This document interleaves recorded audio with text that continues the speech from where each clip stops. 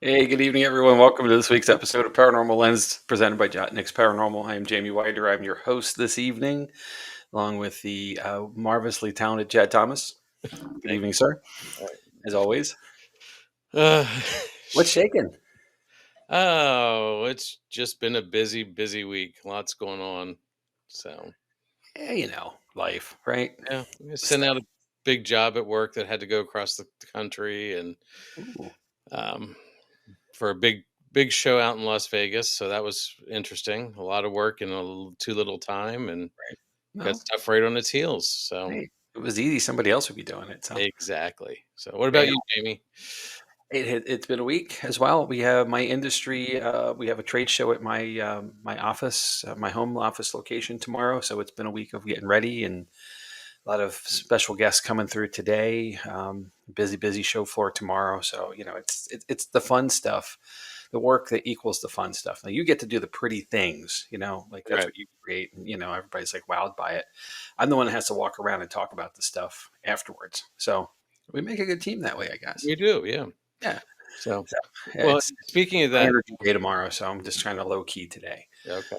We had a college fair. I work in the live event industry, and Yep. we have a campus that there's a lot of vendors that do the same thing on the campus. And last Friday we had a college fair, and the wrap up event was a meet and greet, and I jumped in to help our HR people meet college kids and talk about what we do. And there were 3 or 4 of us doing it the other night, and not my norm, but I like to push myself out of the box every now and then, and so that's what I was doing Friday night, and it was exhausting. Talking to people is like this. This is different. Hmm. And because it's fun, right? We Right. like it. Work is work. Mm. And obviously, if you do something you love, you never work a day in your life. That adage, I think, is fairly true. At least not a heavy thing. But it's when you're out of your comfort zone and you're out of your box, and you're you know what you do. And I know what I do. We all know what we all do, Right. right? Kind of thing. And when you're interested in something, you could talk about it forever. And I bet you found that once you started, it was hard to stop. You Yeah. know, Yep. it's like the chip thing. Once you pop, you just can't stop. Mhm. So Exactly. So and it's fascinating like that. And then where did time go? yep. So very cool. So it's good to All see right, Bert and Erica here tonight. very I've up, been to Jackson. Bert's Welcome, house. guys. What's the Bert's got something good going on here. Hold on a second. Let's get back to that. Back up. Just sat down with steak, baked potato, and broccoli. Make sure you eat all of that broccoli, sir, or else. I don't know what the else is, but whatever else. All right. So Well, we are here to talk about something sort of paranormal tonight, Jed. okay. Um, Sort I'm going to sorta. So I know for paranormal lens, it should be paranormal, right?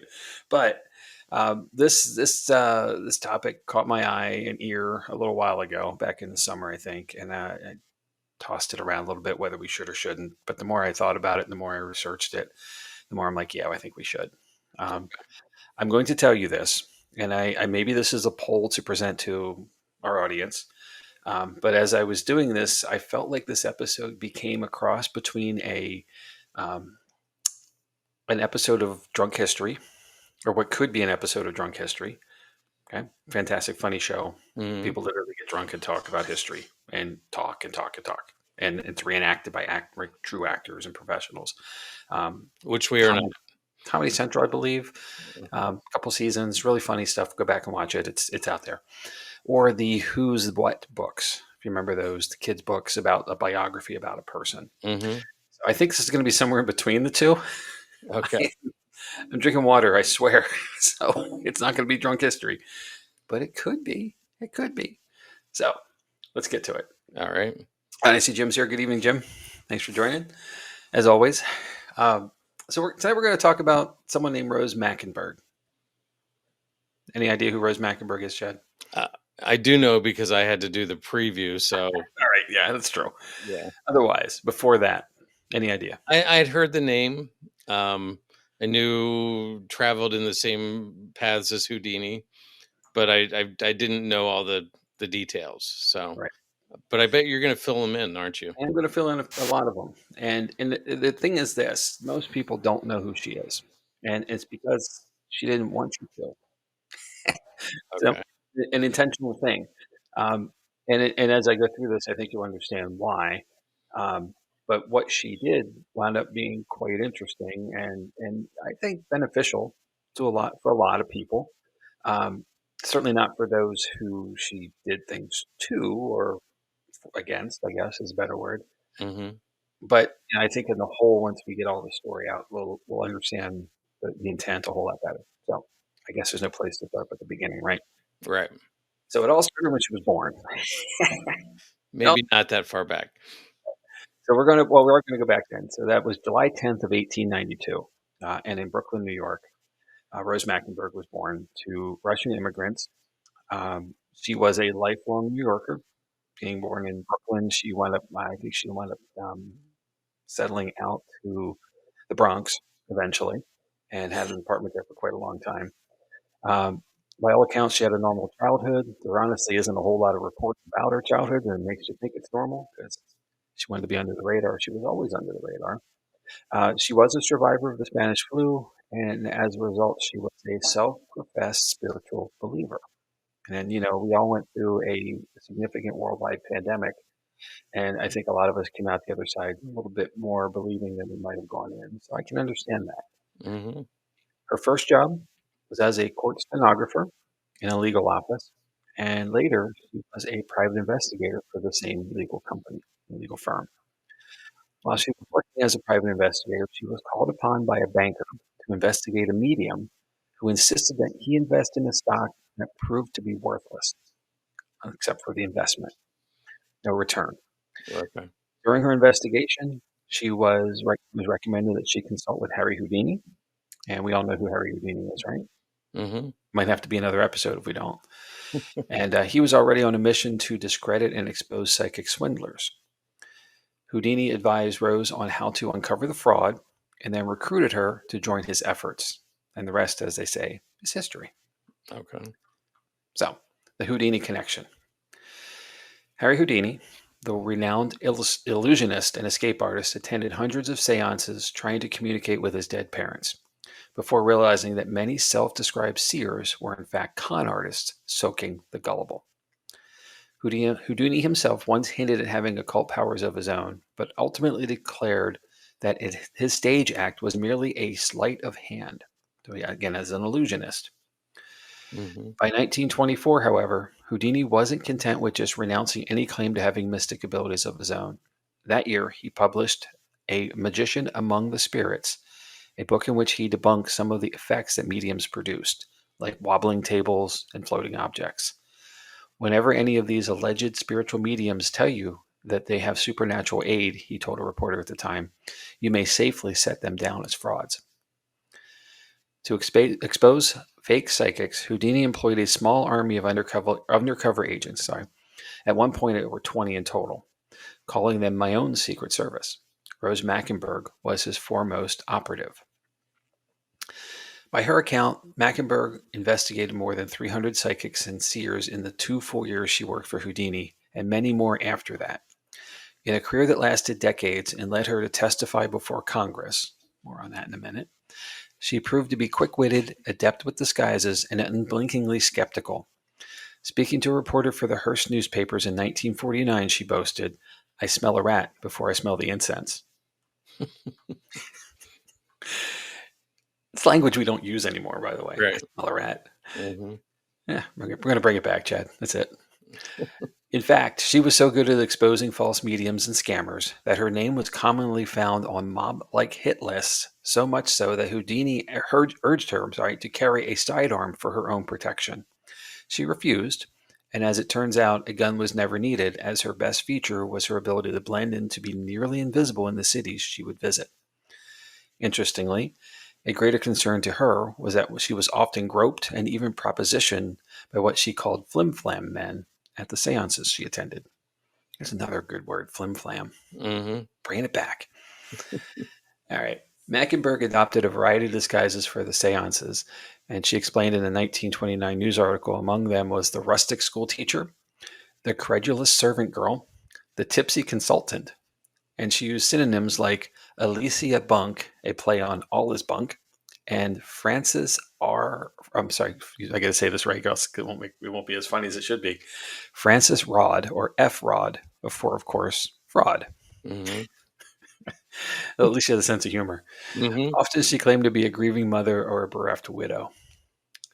Some of her cases, and unfortunately, I couldn't find too many of these, which I think is a travesty because there's got to be, with 300 or so, and then many more, under the Houdini era, and many more later. I think there should be some good documentation. I just had trouble finding it, so I'm sure there's a resource somewhere. I just didn't see it yet. Okay. But in 1925, Mackenberg visited Charles Gonzalez, a medium in Indianapolis, who had described himself as an irate. I'm sorry, he described himself in an irate letter to Houdini as one of the leaders of spiritualism in America. Pretending to be a bereaved mother, Mackenberg told Gonzalez that her baby had died a few months earlier and that she wanted to check on the infant in the afterlife. Gonzalez claimed to have contact with an 800-year-old Hindu guide in the spirit world, as well as his own spirit wife, as he called her, named Ella. He told Mackenberg that for $25 he could teach her to access the afterlife by gazing into a bowl of water. He then said it would be easier for her to make contact with the Hindu guide if she took off her clothes. She declined. She reported her findings to Houdini, who arrived in Indianapolis 6 weeks later to give a performance that Gonzalez attended. Houdini confronted him from the stage, telling the audience about Mackenberg's experiences. Gonzalez mumbled from his seat that he too abhorred fraud and fled the theater to jeers and catcalls from the audience. So, a little something. Hmm. In another example, Mackenberg exposed the self-proclaimed spiritualist pastor Herman E. Parker from Chicago as a fraud. Dressed as a dour local widow called Mrs. Rosalind Richards, she visited Parker for a private sitting to see if he could contact her fictionally deceased husband. Sure enough, after falling into a trance, Parker managed to bring him forth. An ability to contact non existing family members was a fairly typical finding from such investigations. However, Mackenberg wanted to probe further. What else was Parker doing to his vulnerable clients? Just as Parker was bringing her sitting to a close, Mackenberg let slip through crocodile tears that she, as Richards, needed to ask her husband whether she should accept the $3,000 settlement for his death. Suddenly, Parker took a renewed interest and asked the spirit for advice. Remarkably, he recommended taking the money and investing $1,000 of it in a company called Wilcox Transportation Company. It just so happened that Parker had created the company with a Confederate. Mackenberg played along, gathered evidence, and then presented her findings to the Investigative Protective Bureau. Parker and his long-running accomplice, John F. Wilcox, were tried and found guilty of fraud. Mackenberg had used deception, method acting, misdirection, and trickery to prove the malign fraud, while educating the public about a form of deception that she felt was unethical by writing about her experiences in the popular press. Her investigative work took her around the world, and she worked for hundreds of cases over a 30-year period. So I mentioned earlier about Congress, right? She Hmm. testified. So here's the story, and this one's interesting as well. In 1926 is when this occurred. If you'll recall, I mentioned earlier that she testified before Congress. So here's that story. As part of Houdini's crusade against fraudulent mediums, two congressmen, Senator Royal S. Copeland and Representative Saul Bloom, sponsored an amendment to the Washington, D.C. law that would essentially ban fortune telling in the nation's capital. The proposal was met with stiff resistance from the spiritualist community, who charged that it would infringe on their right to religious freedom. An initial hearing before the House subcommittee was held for the bill in February of 26, with 3 more days of testimony in May coming. With a showman like Houdini at the helm, the hearing, unsurprisingly, was a spectacle. According to Rose Mackenberg, the days were filled with near riots, a welter of conflicting testimony, shouting objections, muttered oaths, and copious tears, as Houdini and the spiritualists battled it out. Like the entertainer he was, Houdini showed the fascinated committee how some of the medium's tricks were performed. In an attention-grabbing stunt, he even offered $10,000 to any medium present who could demonstrate that their claims of otherworldly communication were true. Now, Chad, $10,000 in 1926. Do the math. Yeah. Not $10,000, right? I mean, how many? Wow. The ruckus got so bad that one day's hearing had to be adjourned to restore order. They had to clear the room. But the biggest bombshell of the hearing, at least as far as the news media was concerned, was dropped by Mackenberg herself. Prior to the May hearings, Houdini had sent his undercover investigators, including Mackenberg, to visit these suspected phony mediums in D.C. and gather evidence against them. During her testimony, Mackenberg alleged that two spiritualists had independently divulged that a number of their clients were U.S. senators, and she even went so far as to reveal the names of four of those senators while on the stand. But most shocking of all, Mackenberg testified that one of the mediums, Jane Coates, had boasted that seances had been held inside the White House with President Coolidge and his family present. Spiritualists vehemently refuted Mackenberg's account, and the Coolidge administration unofficially denied the seances, but the story was rich fodder for newspapers, which published headlines like "Washington goes in for spooky stuff." And Houdini agent says Coolidge held seances. Ultimately, and despite the theatrics, Houdini's bill failed to garner sufficient congressional support, and the famed magician died just 5 months later. Bum, bum, bum. Right. So, Jamie, that was $178,136. I knew you were going to Google it. It's crazy money, right? Yeah. And it's still available, apparently. So, Yeah. All right. Well, Mackenberg went on to continue debunking false mediums for another 30 years. She investigated cases on behalf of banks, chambers of commerce, civic groups, police, lawyers, district attorneys, insurance and trust companies, private citizens, and more. This, in fact, was the way she earned a living for the rest of her life. As a widely acknowledged expert, she wrote newspaper and magazine articles exposing trade secrets of fraudulent mediums, and even let a few journalists shadow her on the job in the 1940s. She also went on lecture tours and appeared on radio and television shows, at least through the mid-50s. She always maintained that she had no problem with sincere believers in spiritualism. She simply wanted to expose the people who used it to con the grief-stricken and desperate. In fact, Mackenberg herself was open to the possibility of communication with spirits. But as she said in the 1953 newspaper article, "In 30 years of searching, I've never found solid evidence of it." So, some fun facts. Mm-hmm. She did write an autobiography, but it was never published. It's called So You Want to Attend a Seance. Sounds like a fun read. Mm-hmm. In the line of duty, Mackenberg was ordained by so many spiritualist churches, and always for a fee, that her nickname in the Houdini organization was the Rev, and she was officially ordained 6 times. Rose lived in the same apartment at 310 West 24th Street in Manhattan for decades and always kept it well lit. Why, you ask? She told the Hearst Syndicate in 1949, "After years of attending seances, I get tired of dark rooms." And I don't blame her. She found that there were trends in the spiritualism trade, and there were always upticks during times of war, since people wanted solace that their loved ones were and would be okay. Makes sense. Yeah. She quoted, "I never married," and she told the St. Louis Post-Dispatch in 1937, "but I have received messages from 1,000 husbands and twice as many children in the world to come. Invariably, they told me they were happy where they were, which was not entirely flattering to me." In a 1949 Hearst Syndicate article described her perhaps as the only woman ghostbuster in the world. By how the times have changed. Yeah. So some statistics here, from then to now. And this is a little bit old, so bear with me, at least the first part of it. But in 2018, there was a study from an organization called IBISWorld, IBISWORLD, showed that psychic services in the U.S. had a net worth of $2.2 billion per year. That's billion with a B.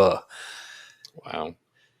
And just checked on it again. As of August of 24 this year, that total is now $2.4 billion with a B per year.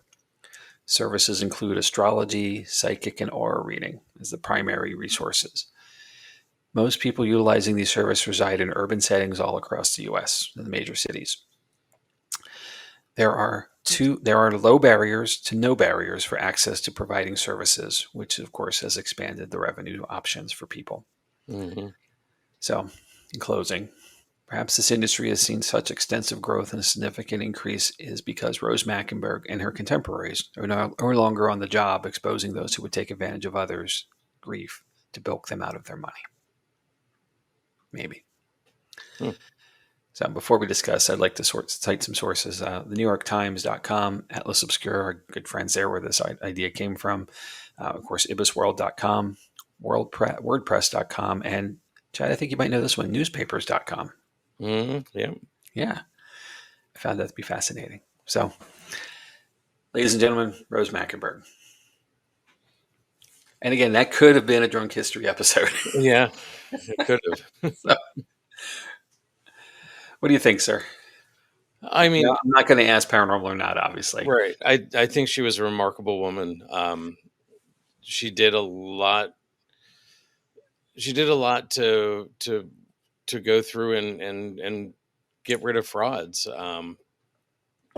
I would say probably still for every one or two true mediums, psychics, whatever you want to call them now, we have dozens, if not hundreds, of frauds out there. Yeah. Um, so it's just, it doesn't take much to hang a sign up that says psychic medium. Like you said, there's no schooling, there's no professional standards bureau, there's nothing of that. Right. So it makes Well, it tough. So you can go, and I didn't pull this in to just to give you exactly like a link to it, but I know you can go to like Amazon, and if you look up neon signs, you'll find like psychic readings. You mhm, can stick it in your window, plug it in, and there you are. You're in business. right, Yeah, and I want to believe, and I do believe that there are truly ethical people out there, and we know them, right? We know a lot of them right, from where we are with what we do, and the connections we've made through the years. And I have no doubt, I have absolutely no doubt, believing that those individuals are 100% legit. I hmm, trust them. They're friends, but for again, as you said it really well, for every one, there's a dozen more that aren't, and we don't know. And it's a good thing that we don't. right, But I think my advice here for anyone who is considering, using these services is to vet the individual. We live in a world where information's at our fingertips, and it's everything. Everybody leaves a review for everything. So, you know, if they don't have a review or don't have any information visible to you electronically and digitally, then I would ask for references. You need something more. And at the end of the day, it's our hard-earned money that we're spending for the things we vote with our dollars, right? For the things we like and want and need. mhm, And then the second part of that is that if we are already grieving and we are taken to the wrong direction, it's not helpful, and it just hurts even more when it's found out that it's untrue right, and you've been taken advantage of. So obviously, I always say caution, caution, caution. hmm, Vet the resource, vet the source, right. and then go from there. Nothing against mediums, nothing against those with abilities. I rely on people in investigations all the time. I mean, that's Sarah is a sensitive person yourself. Hmm. Aside from all the crying you do, um, We weren't going to go into that, Jamie. I'm sorry. Sorry, don't cry, don't cry. But I can't imagine going to being at investigations without the connection that we have with a lot of individuals, and I Right. trust them. I love them all. Mm. So I don't want this to come across as a smash or a bash kind of situation. I thought this was really interesting, and it started with Houdini, and Right. here's a person with resources who had a lot of resources, because of who he was and his position in the world at that time and his fame. It came with trappings of good things, of like resources, like big money, Right. and he could afford to do this. But he had a need, a want to connect with his mother and his family, Right. and she was near and dear to him, and passed too soon, and Right. he wanted to find her again and open that connection. And if things were true and honest and real, and he would have been able to do that, none of this would have ever happened. Right. Didn't he also have something set up with his wife? I know this wasn't where the story was tonight, Yeah. but didn't he also have something set up with his wife that she continued searching for true mediums, and Yeah. there was a code word that they had? Exactly. So that way she would know it was him. It's a safe word, if you will. Right. Uh, and of course that never happened either. But and also some of that was the monies were the resources were still available for Hmm. folks like Mackenberg and the other members of his investigative team for at least a while. and then they all kind of dissipated and Right. went their separate ways once the resources were truly ended. So ah, here we go. Hey Bert. Bert says, I know psychic mediums exist. I'm married to one. I don't believe there are as many as self-proclaimed to be. I'm very skeptical of those people. Yeah, I agree. And I Yeah. think that was well said in the earlier part of the article or the conversation here was, when talking about, let me go back here so I can find it real quick. Um,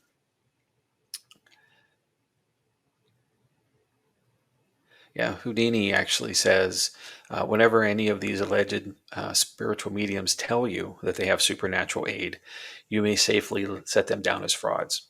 And it's kind of like, if you brag, you probably not true. Right. So I think that's what he's going for in that comment or that quote. Um, and that's not to say people shouldn't talk themselves up. That's not the point at all. At least Right. I read it. But those who are pushing it forward and trying to, get resources for it, like get paid to do it, maybe there is something fraudulent there going on. Um, but you have to be, it's like anything else. You get out of sight, you get out of mind. So Hmm. you got to market somehow. So it's a fine line, I think. It is. Yeah, that's a good comment, Bert. Thank you. So, guys, what do y'all think out there? I probably put y'all to sleep with this a little bit. Not the true spooky stuff we're used to from us, but um, there is definitely a connection to the paranormal. That would be worthwhile having a discussion. Yeah, it's definitely interesting. Again, I found out more about her than I ever knew in the past. So Again, it could be a "Who Were They" book, right? Is that what yeah, it's called? Who were they? Who was? Oh, who was? yeah. There's a bunch of them somewhere in this house. I know it. Who I've was read a lot George of them. Washington? Who was Abraham Lincoln? Yeah. Yeah. So, Yep. I read a lot of them aloud. So, hmm. and they were informative. They're not short books. They're 20, 30 pages, maybe. Yeah. Um, yeah, it's enough. All right.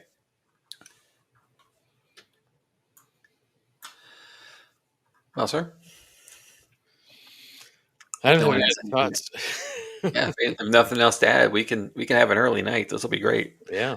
So, well, yeah. And again, thank you for jumping into it, Jamie. Thanks for Yeah. looking and finding out some interesting information. See what Heather has to say here. Yep, and I'll read it aloud. So this is from Heather. It is an easy way for people to take advantage of others. Me personally, I would never charge anyone ever for anything. I would I would receive from the other side. Anything I would receive. I got to learn how to read better. Jeez, sorry, Heather. I would just not feel right about it, and I get that absolutely. And we know you, so I it's totally you. I get that too, and And, I think that's the difference. and I know And a lot of people are very hesitant to even share that they have abilities and that they have information. So, sorry. It just you just don't want to put it out there and you know mislead people, have people take it the wrong way, all those things. Um, so yeah, I know people are very hesitant about it. well, I can't speak to this, but I have a supposition, Hmm. and I can only imagine that once the cork is off the bottle, you can't put it back on again, right? Right, So people will expect you to be able to do this, and do the reading and do the whatever that connection is, whatever you want to call it, on demand. Then, right, and I don't know that that's I don't believe that's how it works. And the the challenge then, of course, is trying to find the balance, with people and right, set expectations and fairness.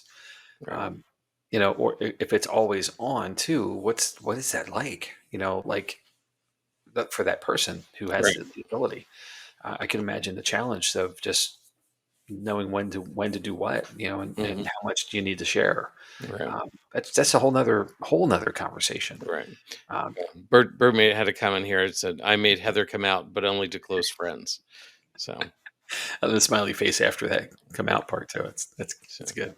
but Jamie, I know that that's something that people struggle with. Um, who have this ability is they have to learn how to control it, turn it off, or they once they're open, like you said, once the cork's Yeah, out, they can be bombarded all the time with messages from the spirits. So sure. it's Well, did we not have this conversation with John Covey a year or so ago when he was a guest? right. Uh, about the challenge there. When do you know what to share with someone that you read? Especially a stranger. Like something strong may come through and clear and obvious, but how do you present that at that point? Without seeming like Hmm. I'm called a weirdo. That's probably the polite way to say it, but Right. you know, being out of your place, Right. perhaps. Heather's What? got another interesting comment here. Besides, I have no idea how anyone calls specific people. Who comes through, comes through. I'm not sold on anyone being able to do that. It's fair. So, yeah, I don't know. I mean, I know some people believe they have the ability to remote read places, things like that. So I don't know. It's not a skill that I have. Sure. Therefore, definitely have not developed it to this point. So I'm curious too. I can only imagine, and I'm not at all sensitive. I'm insensitive. You know this. People who know me know I'm insensitive, um, but I'm like the opposite of sensitive anyway. With this, and I can't understand, the tipping point there. But I have a lot of empathy for the struggle that must exist, on the whole, um, and I can't imagine that it's like any other skill with some for lack of a better word refinement or training or whatever that word is that I'm not coming up with very clearly.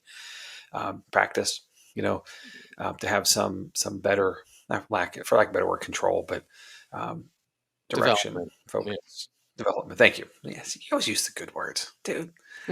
um, and I don't know that that's true, but that's, from the skills and talents that you learn, you don't know how to do everything with it first thing, the first time you Right. touch something or do something. So I guess that's there.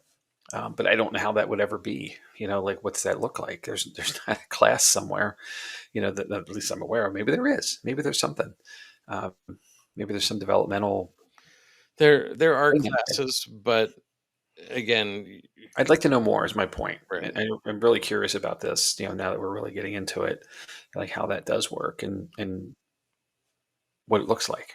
right. Yeah, it's there's definitely classes out there, but you have to. It's really difficult to explain.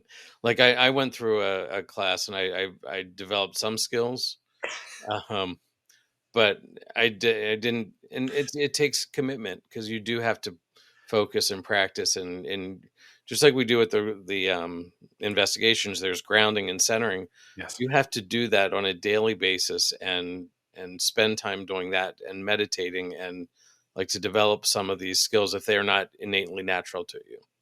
And Gotcha. it's a time commitment. So, Gotcha. Well, Bert just figured it out. It's Hogwarts.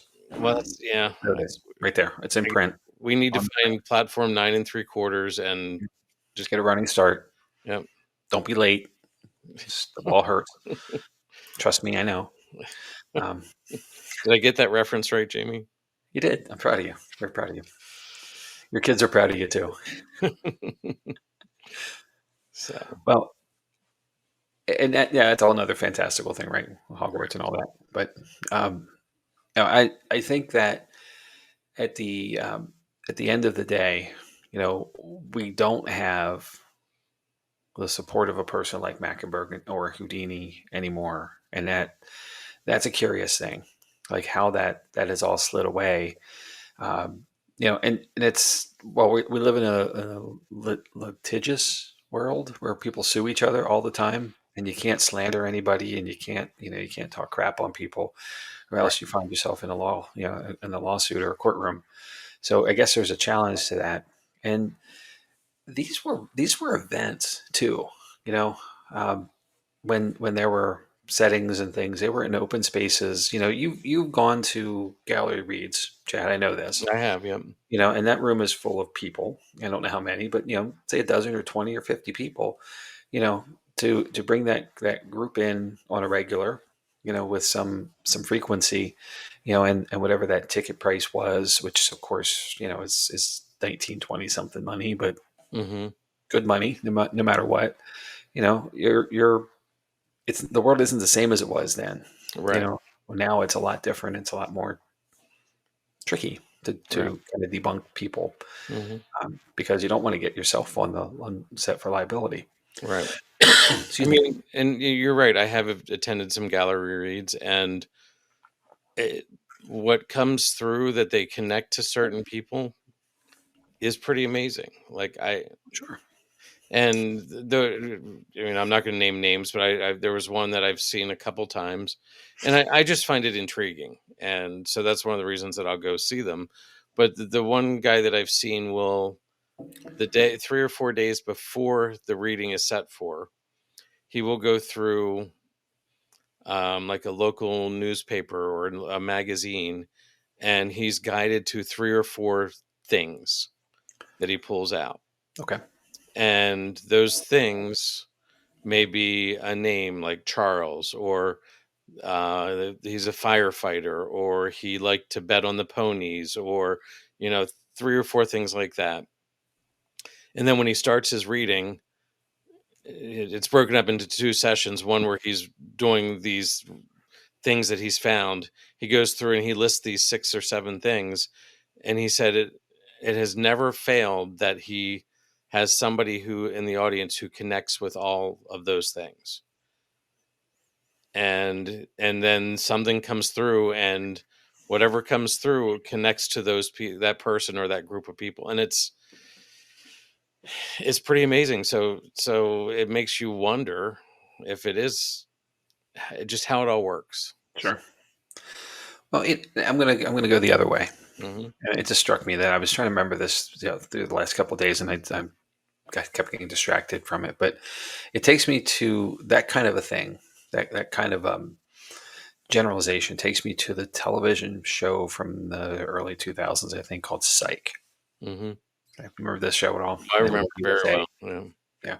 So, a guy whose dad was a detective who was pretty hard on him all his life. But he ingrained in him all of the detail oriented things that good detectives would do. And he was kind of down on his luck, I think, and utilized it to get into a situation where he became with a psychic for the police. And all it was attentiveness and deduction and common sense and stuff like that. But several seasons later, this show somehow still stays on the air when we all know as the audience that he's phony, Right. but and some are skeptical of him, which makes sense.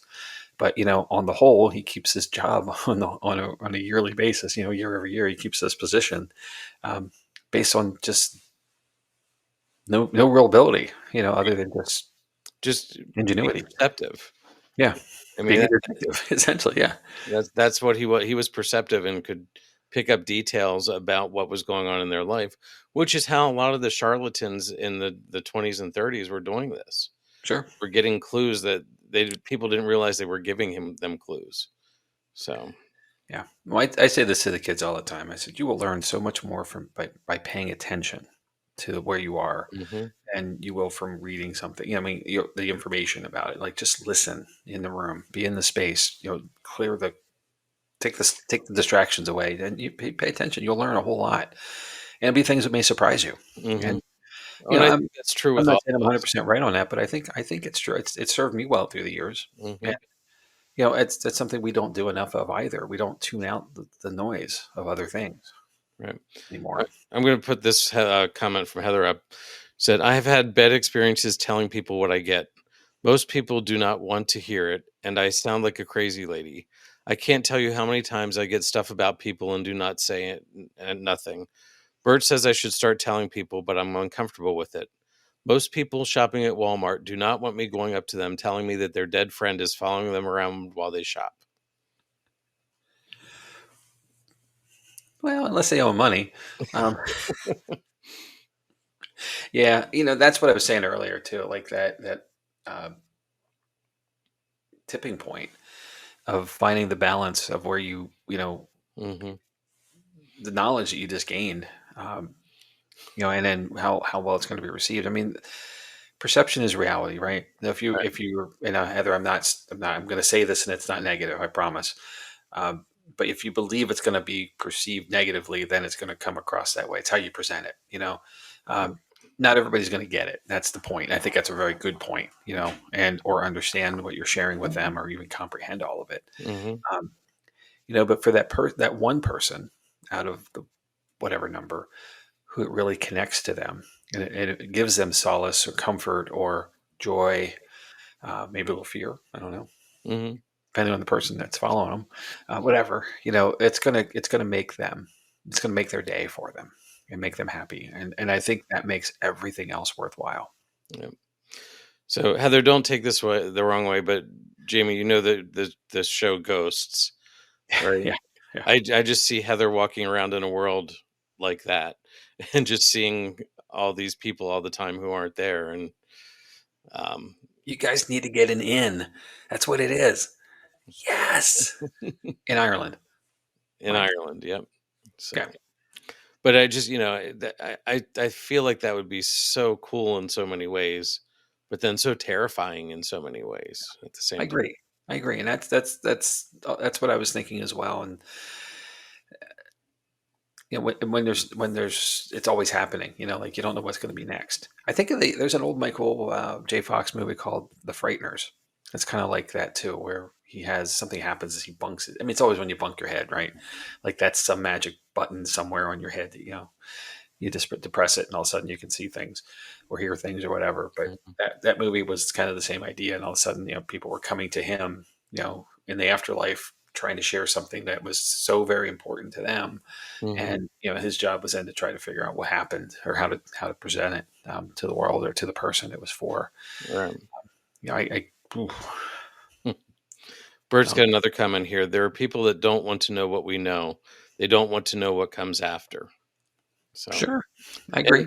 I'm going to twist that a little bit, Bert, because I'm going to say there are people who don't want to know what we think we know, because we're getting bits Yeah, and pieces, but I think there's a whole lot more that we don't understand, that um, we're shaded from. Where it's an intentional, like, we're not supposed to know because we probably couldn't handle it. I think we've had this discussion with Ron and Lourdes we when they've did. been on. Yeah, we absolutely did. Like, we we couldn't handle it as humans. It would just blow our minds what's coming, what else is coming. And the timelines, the multiverses, the parallel verse, all those things. Just, there's a lot that I don't think we could understand it. So, Yeah. so, Oh, all see, right. that has a way of saying things, Bert. I was telling you that earlier. It always has the right words. I mumble and bumble until I run out of gas. So anyway, yeah, I mean, I think it definitely, this topic definitely opens up conversation. So I think it was a really good topic, Jamie. Oh, thanks, thanks. Yeah. Again, just a fun. It was meant to be fun. Hmm. Obviously, there's some good humor in the tale, um, but it was, there's a lot of significance in there too. And it's like the Consumer Protection Agency for the paranormal world. You know, what they were working on, and it's just amazing that they were able to do as much work as they got done. And Houdini passed way too young. Right.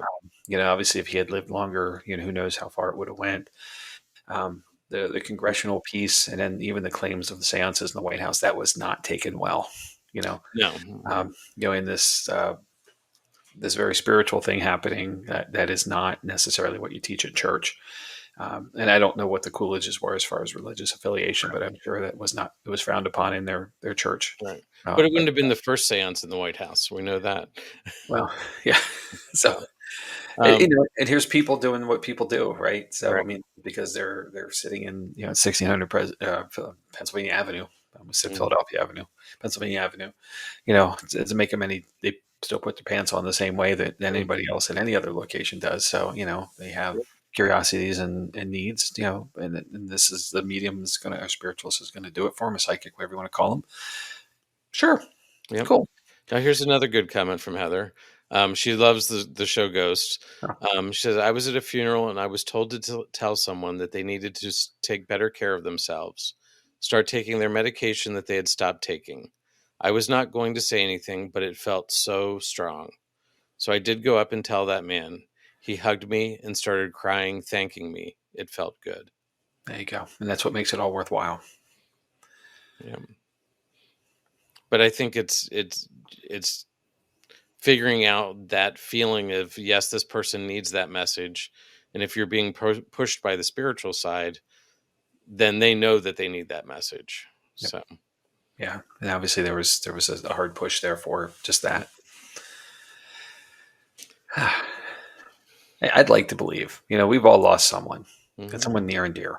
And I'd like to believe just in that situation that someone's looking out for us, and if the opportunity from someone came to communicate or extend that communication, I would want someone to do it for me. Mhm. So that's my point, Heather. The positive that comes with it is well worth the odd looks or the snarky comments or the whatevers. Trust your instincts. Yep. Obviously, they've gotten you very far. So just be you, and you'll be fine. So, cool. And Bert too. Same thing. So, So, ah, well, on all that right. note, Jamie, should we Yeah, we should move? probably move on. So it's getting there. So So, after you, sir. all right. Upcoming episodes. Next week, I'm going to take us on a voyage on the Queen Mary. Talk about what happens there. I know several people who have investigated it and have had amazing experiences there. I've never been there. I'd love to get there, but not happening this year or next year. But at some point, it's on my bucket list. Um, Jamie, that I just realized that this episode did not lead to the word road trip at all. So anyway, so that's next week. The week after that will be the Great Lakes Triangle. There it is. You see, I don't know. I'm not counting this one because that was queued. Yeah, yeah. Sorry, Bert. Um, Well, so yes, road trip. Always yes, but right. yeah. So the Great Lakes Triangle, that'll be Thanksgiving week. Yep. So I'm gonna rename this too, and I apologize here. And I should have told you this before the episode so we could adjust it, but it's going to be the Lake Michigan Triangle specifically. okay. All right. Okay. The Great Lakes Triangle is it is technically a thing because of points, but it's way too big. I'm going to focus on just You're Michigan. gonna narrow it down. Narrow it down. All right. There's enough. Don't worry. Okay. Then the week after that, getting into December, um, getting into December, we're going to get the Birdcage Theater. Thanks. All right, Bert. I'll give it to you then. Fine. Take you out to Tombstone. Then we got backup. So, for those listening and not watching, Bert said I hit send before you said it on YouTube, and Heather backed him up. He hit send before you said it. I was a witness, so I have no doubt. We know it's about a 10-second delay, so we should Yes, give that into I account. trust you. So into December, yeah, I'm going to do the Birdcage Theater, and then Jamie is going to look at Urban Legends Part 2 International. International edition. International Feels Edition. like it should have that international drop on the side, like an angle. Uh-huh. So we'll have to get some graphics for that. Jeez, Jamie, one more thing on my plate, huh? Can you work on that for me? And then the week after that, which would be December 17th, maybe we do like a year-end wrap-up, Jamie. Sure. Something like that. The year that was. Maybe we can get a guest or two on that night. We'll see. No promises, Sure. but maybe talk. I don't know, idea there. So all right. Well, that's what's coming up for the shows. Let's see. John Nick's Paranormal upcoming events. We've got 2 investigations left. We've got the public investigation this Saturday. It's scheduled for this Saturday, so we'll see what happens. We've got some tickets still available, so if you want to get out there and join us. And then shortly after that, December 7th, we have another investigation at Bowie's Brewery. So they're always a good time.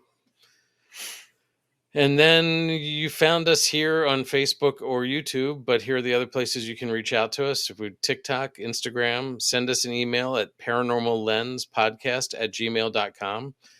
Jamie, I know we've been getting a couple marketing things. Yeah. What I didn't forward you is a email that Bert sent us there with a link to some evidence, which I'll have to get to you. Oh, yeah, please. It's somehow it got buried and I didn't catch it, and I found it just the other day.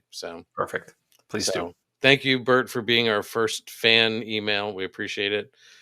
And then obviously we are on Spotify, Apple, iHeartRadio, Audible, all those places with the podcast. You can find it the next day. Jamie, I've uploaded the last of the season 1 episodes. They're all queued. They're ready to go. I think it takes us through next week. Yeah, it's getting really close to the end of the season, and I was just I was perusing what dropped this week, and there's been a lot in the last couple of days from past episodes. And for those who are new to us at all, and we keep talking about Booby's Brewery, we do have an episode that just dropped this week, yesterday, I believe, that we did live from the brewery, going over the history and the haunts, and down in the vat room, which is 43 feet below ground, and a really cool space. So you get a chance, give it a listen. That's one I really enjoyed doing, of course, because it was you and I and David, our original co-host. Right. Three of us were the first team here, and Dave stepped away to do some cool things on his side business and such. So miss you, Dave. Love you. But it was fun to get us all together, and the first time I think we all sat down together, other than the planning and all that stuff, like 2 years ago now. My Right. gosh, starting this process. So it was really cool, and obviously the place is near and dear to all three of us, so, and the whole team. So give it a listen, please. I think you'll like it. And for all of these episodes, please feel free to give us some comments, give us some stars, some feedback to let us know how we're doing. We obviously have good intentions of giving you great information every week, and having some fun with this, and hopefully something you didn't know. But without any feedback, we don't know what we're missing. So, say nailed it, or you suck. We'll take both. It's okay. The truth will set us free. So we just need to know. So appreciate you, and thanks for listening. No matter where you're finding us or watching, wherever you're finding us, we really do appreciate each and every one of you every week, and looking forward to giving you more. Yeah. Hey, Jamie, do you remember the backstory, the behind the scenes story on our episode of the brewery? We were hoping to do it in the lower catacombs. Yes, there was a banquet. There was a banquet there, and then we had people like going back and forth while we were trying to do our broadcast, like peeking in on us. And yeah. So the interesting thing is the vat room is kind of like a room with a single entrance, and has these large vats in it, of wooden vats that's the name of it's named appropriately. But the folks who were in this banquet space had to pass by the room we were in to get to where the bar is on the upper floor. There's no bar service down there. And the bathrooms. Yeah, which one goes with the other. So, and we were set up with, we're just in the back of the room with laptops and cameras up and everything. And everybody went by. We were like, what are they doing? I think I waved at a few of them like, hey. It was a fun night. It's different. And that's the thing about this place. There's always something happening there. Yeah. And, Sam Allen, the owner, didn't, we planned this, we were going to go to a certain location, and he didn't even know there was a banquet scheduled. And that's not a bad thing to say, it's just, there's so much happening. And he doesn't have operations every day, hands-on operations every day. He has a banquet manager, and it's didn't communicate it, which is no big deal because there's so much other space there. And honestly, I think the vat room turned out much better anyway. Yeah, I think you're right. It was really cool. So, yeah, check it out at some point. It was fun. So. All right, sir. Here we are at the end of another one. We are, yeah.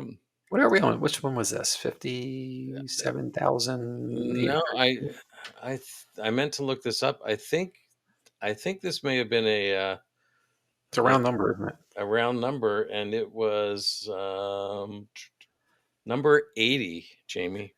Bam. So there you go. All right. 80, 8-0.